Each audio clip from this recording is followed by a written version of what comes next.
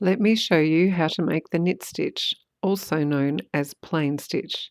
It is the most common knitting stitch and used in both garter and stocking stitch patterns. We start after the cast-on row by inserting the right hand needle tip from left to right between the front loop of the first stitch and underneath the left needle.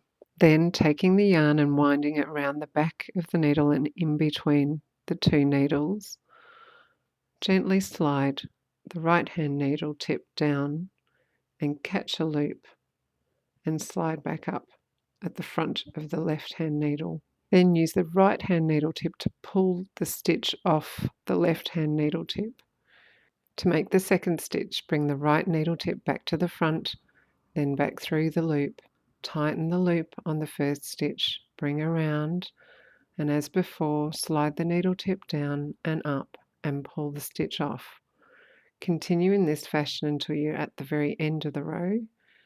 You knit your last stitch and then take the left hand needle out. You've now knitted your first row. To start a new row of knitting, turn your needle round 180 degrees. Move the left hand needle into your right hand. Watch out for this common beginner's mistake when starting a new row. When the yarn is accidentally wrapped up and over the needle, two threads appear. When you knit into these two threads, you will increase the number of stitches by 1, resulting in a slanted edge. To avoid this mistake, make sure the yarn does not get wrapped over the top of the needle, and when working garter stitch, you can see the horizontal thread on the first stitch.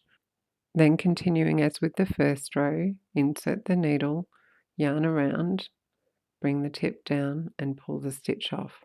Continuing in this fashion will give you garter stitch with the little ridges as shown. With stocking stitch, the knit stitch is always worked on the right side of the piece.